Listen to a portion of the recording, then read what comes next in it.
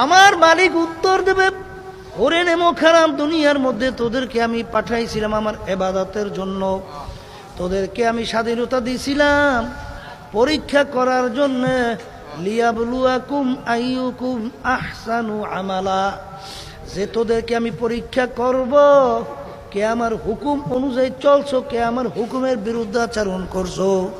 এই জন্য তোদেরকে আমি স্বাধীনতা দিলাম।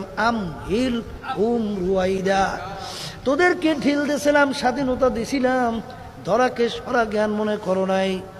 এখন কবরে আসছ,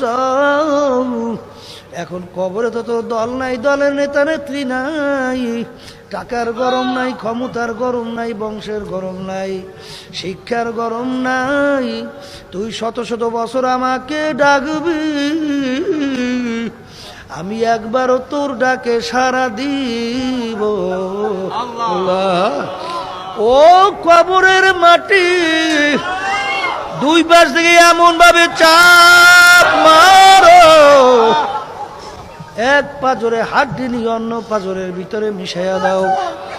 আমার কাছে কোনো খাতির হবে না। ও ফেরেশতারা জাহান্নামের সঙ্গে কবরের সঙ্গে সম্পর্ক তৈরি করিয়া দে। জাহান্নামের আগুনের শেষ নাফরমানের কবরটা ভইরা যাইবে। কিয়ামত পর্যন্ত নাফরমানকে জাহান্নামের আগুন উল্টাইয়া ফুলটাইয়া পড়বে। বাজার ৯৯টা বিষাক্ত সাপ জমা হইয়া যাবে।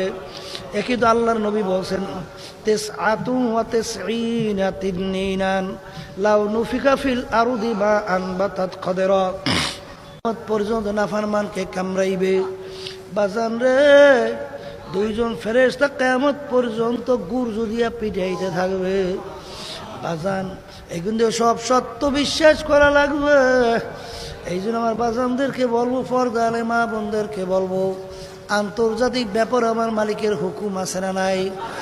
আল্লাহর নবী বলছেন, তামাম দুনিয়া সমস্ত মুসলমান কাদ জাসাদেন ওয়াহিদ, একটা শরীরের মতো। তোমার শরীরের যে কোনো জায়গায় যদি তোমাকে কেউ ব্যথা দেয়, সমস্ত শরীরের ভিতরে